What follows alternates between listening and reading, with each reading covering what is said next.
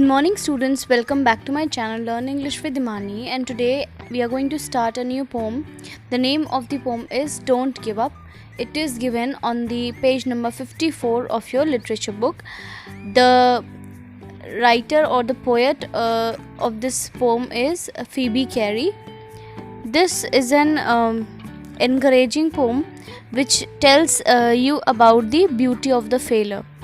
कि ब्यूटी जो फेलर मतलब जो हार होती है वो कितनी खूबसूरत होती है और सक्सेस पाने के लिए हारना बहुत ज़रूरी होता है।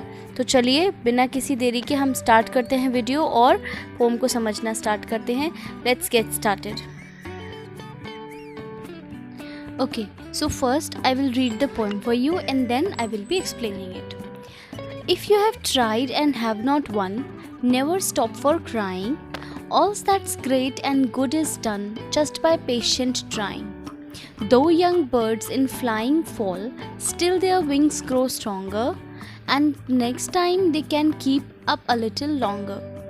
Though the sturdy oak has known many a blast that bowed her, she has risen again and grown loftier and prouder.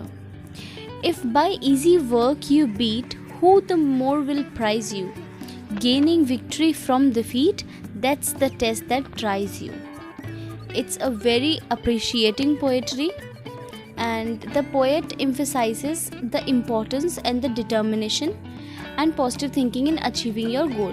Poet जो है वो किस बात पे emphasize करता है? Emphasize का मतलब होता है जोर देना। तो poet जो है वो किस बात पर जोर दे रहा है? वो ज़ोर दे रहा है कि हमारे गोल को अचीव करने के लिए, जो भी हम गोल अचीव करना चाहते हैं उसको अचीव करने के लिए हमारे में डिटर्मिनेशन होना चाहिए, मतलब दृढ़ता होनी चाहिए, दृढ़ निश्चय होना चाहिए हमारे अंदर, और साथ साथ पॉजिटिव थिंकिंग होनी चाहिए। हम अगर पॉजिटिव सोचेंगे तो ही हम सही चल पाएंगे, अदरवाइज़ नेगेटिविटी अगर हमारे मन में आ गई तो हम कभी भी अपना गोल अचीव नहीं कर पाएंगे। She explains the importance of not giving up and trying until you reach the desired outcome. और वो ये भी बताती हैं कि अगर आप फेल भी हो रहे हो तो भी आपको कभी भी हिम्मत नहीं हारनी है, हमेशा ट्राई करते रहना है। और कब तक ट्राई करना है? तब तक जब तक कि आप अपने एम तक ना पहुंच जाएं। देखिए, पहले मैं आपको एक बार समरी इसकी बता देती हूँ, उसके बाद हम लाइन टू लाइन एक्सप्लेन करेंगे।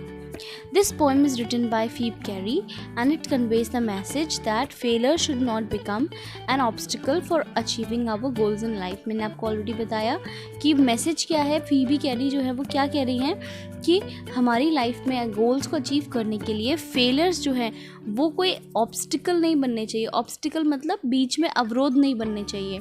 This poem describes to us the importance of being patient and never giving up our efforts.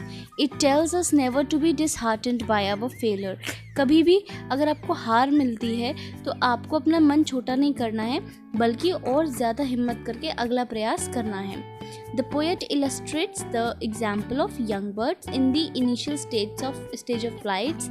तो poet जो है वो क्या कहते हैं, उन्होंने कई सारे एग्जाम्पल्स दिए हैं ये बात हमें समझाने के लिए, ठीक है। फिर उन्होंने एक बर्ड का एग्जाम्पल दिया है, उसके बाद उन्होंने एक स्ट्रॉन्ग ओक ट्री का एग्जाम्पल दिया है, और साथ में वो ये भी कहती हैं that our success and victories will not be valued so much if it comes to us easily. अगर हमारी जो विक्ट्री है, अगर हमारी जो सक्सेस है, हमारी जो सफलता है वो हमारे पास बहुत आसानी से आ जाएगी तो उसकी उतनी वैल्यू नहीं होगी। लेकिन अगर वो सच में हमारे पास बहुत मेहनत से आएगी तो हम भी उसकी वैल्यू करेंगे और सभी लोग उसकी वैल्यू करेंगे। The poet tells us that the test that really tries us is when we gain victory from our defeat. और पोएट कहते हैं कि टेस्ट वो नहीं है जब आपको कोशिश करने में हार मिल रही है, टेस्ट तब है जब आपको हारने के बाद जीत मिल रही है, ठीक है। मतलब हारने के बाद आप जीत को कैसे हैंडल कर रहे हो वो आपका टेस्ट होता है। तो हमारी इस पोम की थीम क्या है? थीम इस पोम की हमारी ये है कि we don't have to cease our effect. Cease का मतलब स्टॉप आवर एफर्ट्स।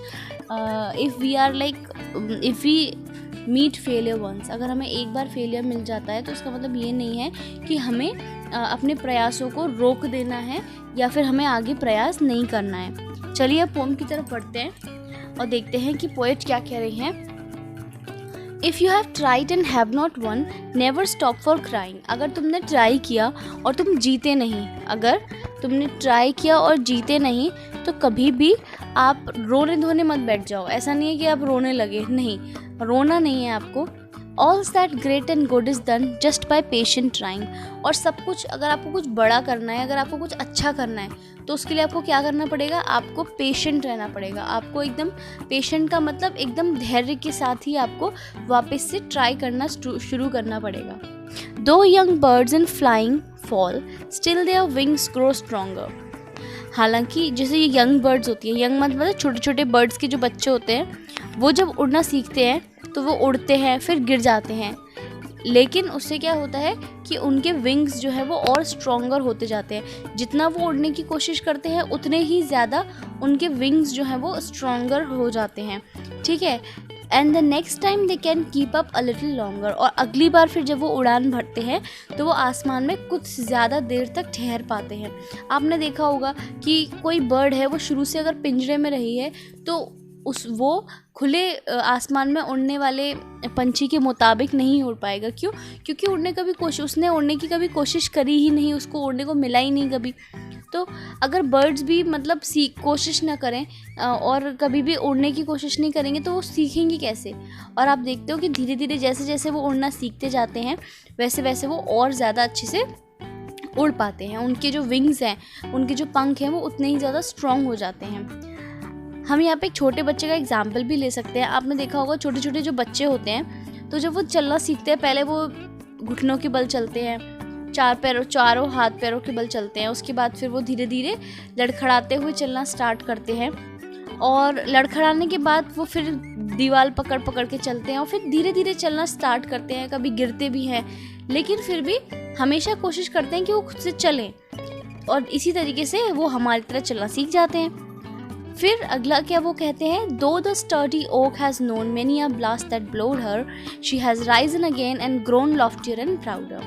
कहते हैं जो ओक का ट्री होता है ना, ओक ट्री होता है, वो बहुत स्ट्रॉन्ग होता है। तो उसको कितने ही तेज़ हवाओं ने उसको बार बार से उसको हिलाया होगा, ठीक है, वो कितना झुका होगा, लेकिन फिर भी हर बार क्या होता है, हर बार वो फिर से उठ खड़ा होता है और उतने ही प्राउड के साथ वापस से अपनी जगह पर सर उठा के खड़ा हो जाता है। If by easy work you beat the more will prize you, gaining victory from defeat that's the test that tries you. और अगर हमें बहुत आसानी से सफलता मिल जाएगी तो उसकी कोई वैल्यू नहीं है। और एक्चुअली में टेस्ट क्या है, जब आप हारने के बाद जीतते हो, वही आपका टेस्ट है।